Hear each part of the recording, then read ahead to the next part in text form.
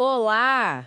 Que bom ter vocês conosco. Nós somos uma IA desenvolvida pelo site Ponto Geek. Curadoria de conteúdo humana por Gordo Geek. Eu sou o Eduardo. E eu sou a Jéssica. Bem-vindos à nossa análise de hoje.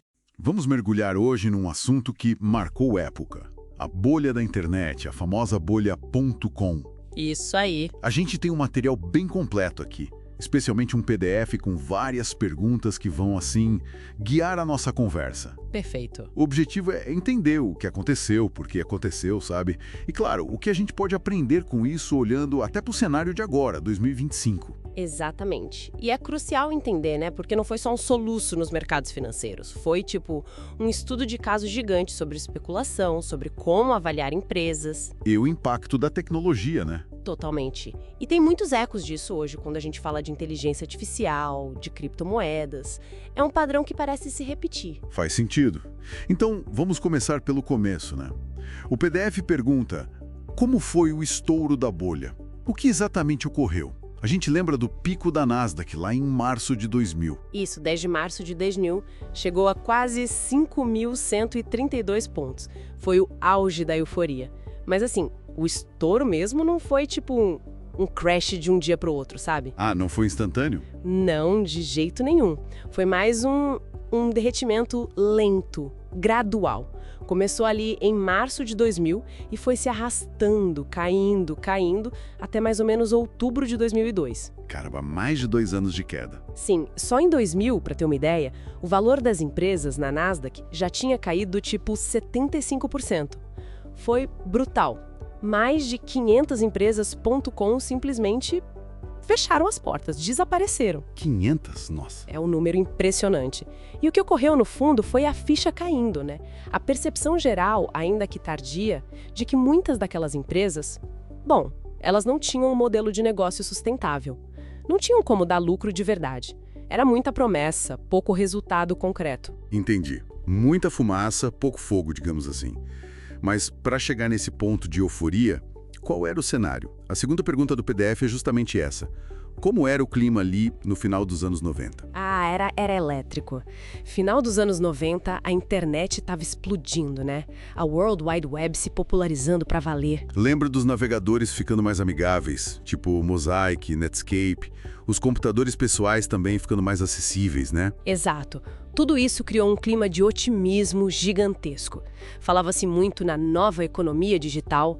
A ideia era que a internet ia revolucionar tudo e quem não embarcasse logo ia ficar para trás. O famoso FOMO, né? O medo de ficar de fora. Exatamente. E isso foi um dos ingredientes-chave que inflaram a bolha. Tinha muito capital disponível, sabe? Os juros nos Estados Unidos estavam relativamente baixos na época. Facilitando o investimento. Sim. E os investidores, especialmente os de capital de risco, estavam com esse medo enorme de perder a próxima Amazon ou o próximo Google. Então o dinheiro jorrava para qualquer startup com .com no nome. Mesmo sem um plano de negócio sólido? Muitas vezes sim. O foco mudou. Em vez de olhar para lucro, para receita, olhavam para métricas alternativas, tipo número de visitantes únicos no site, page views, coisas que não necessariamente se traduziam em dinheiro no caixa. Que loucura! E tinha aquela mania de colocar A ou .com no nome da empresa para valorizar na bolsa, né? Nossa, demais! Era quase mágico, bastava adicionar o prefixo ou o sufixo e as ações disparavam. Lembro de IPOs, as ofertas iniciais de ações, que eram surreais. Tipo qual? O da Akamai Technologies, por exemplo, em 1999, as ações subiram mais de 400% só no primeiro dia de negociação. Era uma febre. E tinha a cultura do milionário de papel, gente que ficava rica da noite pro dia com ações de tecnologia. E até a mídia embarcou nessa, né? Era notícia todo dia. Com certeza. A cobertura era intensa, alimentando a euforia. E outro ponto importante, a taxa de queima de caixa, o famoso burn rate. O quanto a empresa gastava para operar, né? Isso. Em vez de ser visto como um sinal de alerta, muitas vezes era interpretado como ambição, como se gastar muito rápido fosse prova de que a empresa estava crescendo e dominando o mercado. Era uma lógica bem peculiar. Bem peculiar mesmo. E essa festa toda teve um preço, claro. A quarta pergunta do PDF é direta. Quanto de valor foi perdido? Qual foi o tamanho do tombo financeiro? Olha, os números são difíceis de processar. Estima-se que mais de 5 trilhões de dólares simplesmente evaporaram, sumiram do valor de mercado das empresas listadas na Nasdaq.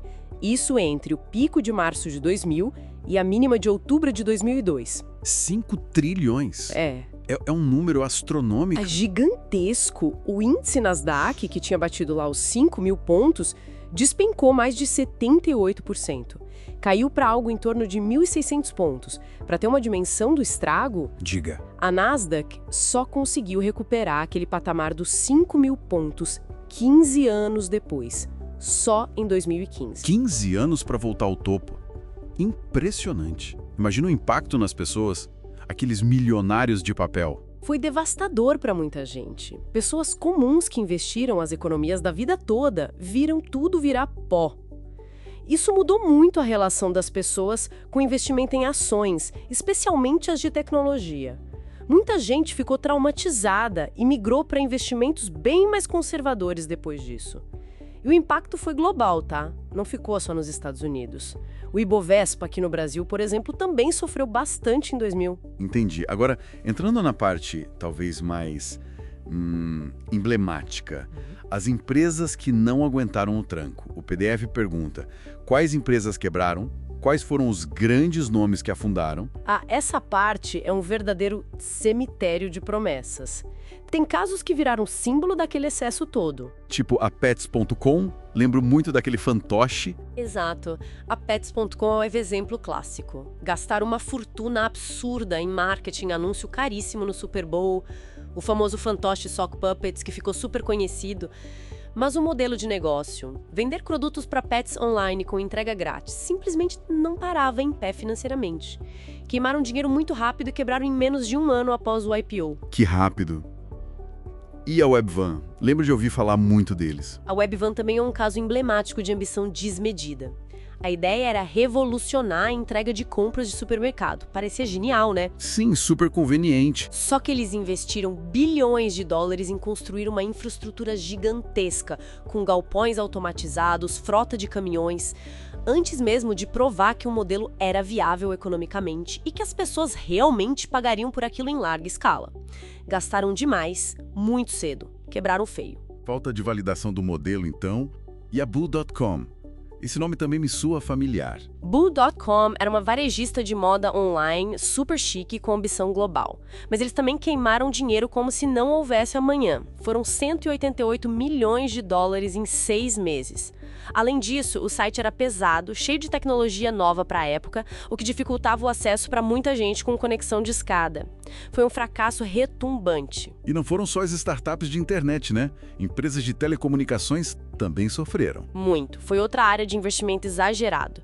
Empresas como a Global Crossing e a WorldCom investiram bilhões na construção de redes de fibra ótica, apostando num crescimento exponencial do tráfego de dados que não se materializou tão rápido. Ambas quebraram e a WorldCom ainda se envolveu num escândalo contábil gigantesco, um dos maiores da história. Teve também a Infospace, que você mencionou a queda da ação. Sim, a Infospace é outro exemplo chocante da volatilidade. A ação chegou a valer 1.305 dólares no pico e depois caiu para 2 dólares. Era uma empresa que fornecia conteúdo e serviços para outras empresas de internet, mas a avaliação estava completamente fora da realidade. O padrão comum em muitas dessas quebras era esse: foco total em crescimento a qualquer custo, queimar a caixa rapidamente, subestimar a complexidade da operação e, no fim das contas, falhar em gerar receita que justificasse o investimento. Um cenário desolador. Mas como em toda crise, alguns sobrevivem, né?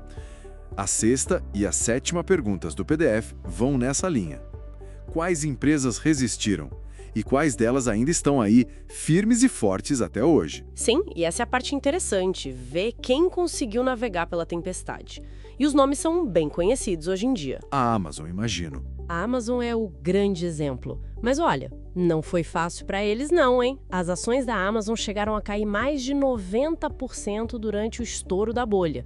Muita gente apostou que eles iam quebrar. Sério? Quase foram junto. base. O que salvou a Amazon, segundo analistas, foi a visão de longo prazo do Jeff Bezos, aquele foco quase obsessivo no cliente e a capacidade de se reinventar, de diversificar. A criação da AWS, a Amazon Web Services, alguns anos depois foi fundamental para consolidar a empresa. Mas demorou, viu? As ações só recuperaram o valor do pico da bolha lá por 2009 e 2010. Uau! E o Google? Eles surgiram nessa época também, né? O Google foi fundado em 1998, bem no meio da euforia. Mas eles foram mais cautelosos. Só fizeram o IPO, a abertura de capital, em 2004, depois que o pior da crise já tinha passado e principalmente depois de terem um modelo de negócio comprovadamente lucrativo, baseado em publicidade direcionada, o AdWords. Estratégia inteligente. Esperaram a poeira baixar e mostraram que davam lucro. Exatamente. E eles se beneficiaram do ambiente pós-bolha também. Com muitas empresas quebrando, ficou mais fácil e barato contratar engenheiros talentosos e alugar infraestrutura.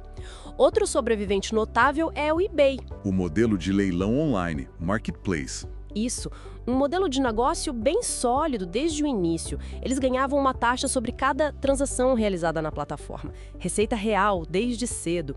E tinham o famoso efeito de rede. Quanto mais gente usava, melhor ficava para todo mundo. Faz sentido. E a Cisco? Eles vendiam a infraestrutura, né? A Cisco vendia os tijolos e o cimento da internet. Roteadores, switches, equipamentos essenciais. Eles sofreram um baque forte também, perderam uns 80% do valor de mercado.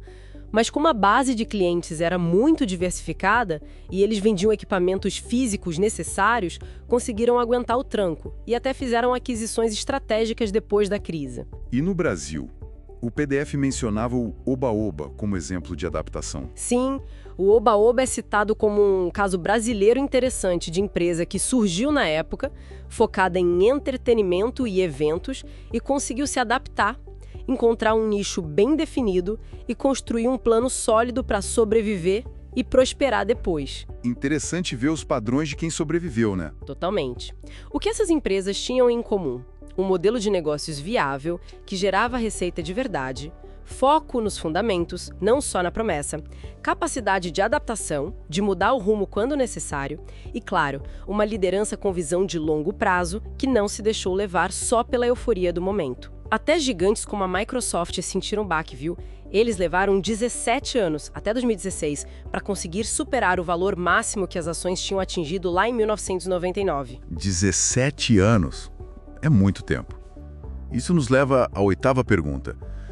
Quais foram as grandes lições aprendidas com essa história toda? O que ficou desse período? Bom, a lição mais óbvia e talvez a mais importante é: fundamentos importam, lucratividade importa, fluxo de caixa importa, aquela conversa de dessa vez é diferente, que sempre surge em períodos de euforia.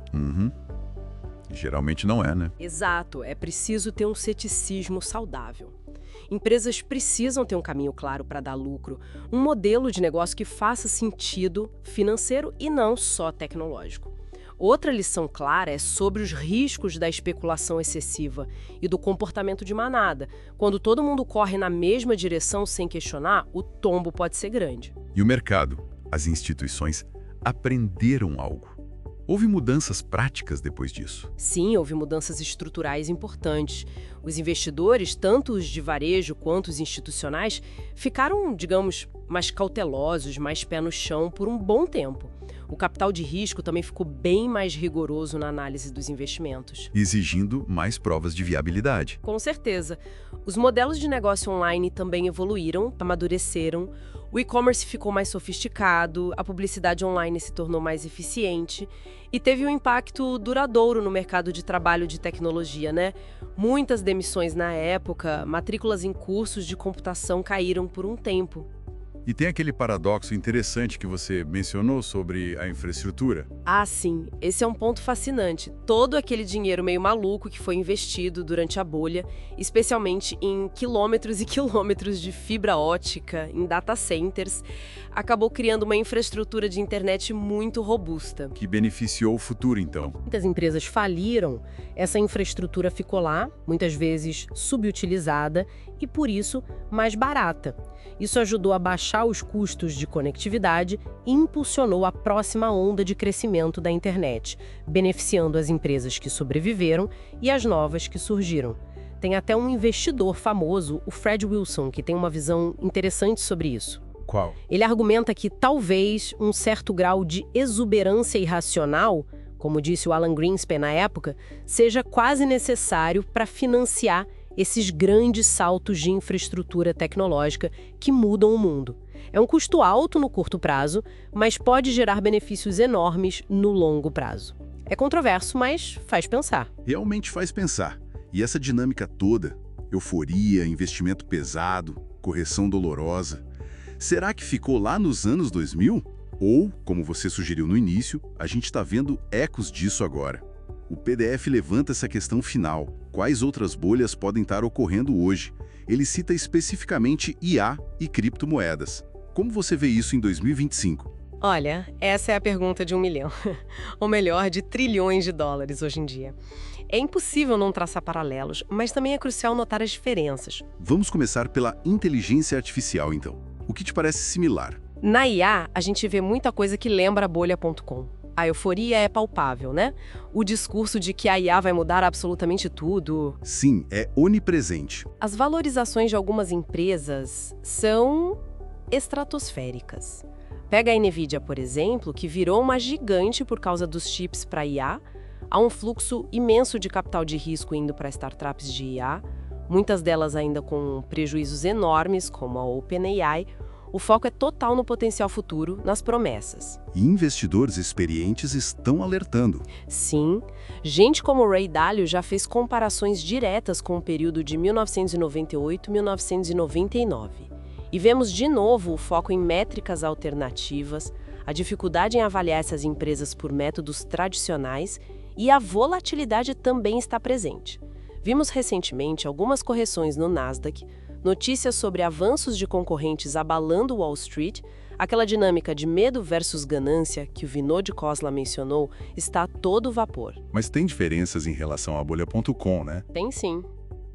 Uma diferença importante é que a infraestrutura computacional hoje, a nuvem, a capacidade de processamento é muito mais desenvolvida e estabelecida do que a infraestrutura de internet lá no final dos anos 90. Talvez isso dê uma base mais sólida para algumas aplicações de IA. Entendi. E quanto às criptomoedas? Ali, a comparação parece ainda mais direta para alguns. Nas cripto, os paralelos são talvez mais óbvios em alguns aspectos. A volatilidade é extrema. Os ciclos de boom e bust são muito mais rápidos e frequentes do que na bolha.com. Vimos isso em 2017, depois em 2021. E as quedas são brutais, né? O inverno cripto de 2022. Exato. Uma perda estimada de 2 trilhões de dólares em valor de mercado. A especulação parece ser o principal motor para muitos ativos nesse espaço. E diferente da bolha.com, onde algumas empresas como Cisco ou Microsoft eram consideradas blue chips, mais sólidas, no mundo cripto ainda é muito difícil identificar esses ativos de alta qualidade e valor intrínseco claro. A incerteza regulatória também é um fator enorme. E a utilidade prática no mundo real. Esse é o outro ponto.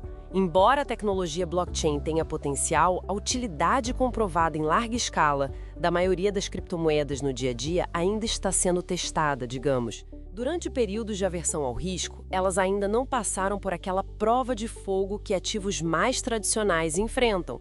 As diferenças principais seriam essa volatilidade ainda maior, os ciclos mais rápidos, a menor ligação com infraestrutura física tangível e essa dificuldade persistente em definir o valor e a utilidade fundamental. Então, apesar das diferenças tecnológicas e de contexto, parece que certos padrões de comportamento humano se repetem, né? A exuberância, o medo de ficar de fora, a narrativa do "desta vez é diferente". Exatamente. Parece que quando surge uma tecnologia com potencial revolucionário, esses padrões de comportamento tendem a emergir. A globalização e a velocidade da informação hoje talvez até acelerem esses ciclos.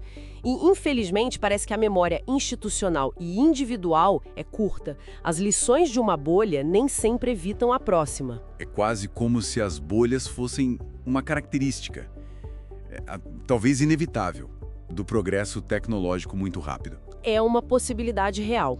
Talvez a questão central não seja apenas como evitar bolhas a todo custo, que poderia até frear a inovação, mas sim como construir mais resiliência. Resiliência nos mercados financeiros, nas regulações, na educação financeira das pessoas, para que a gente consiga atravessar esses períodos de euforia e correção com menos danos sociais e econômicos. Isso deixa uma reflexão importante no ar, né?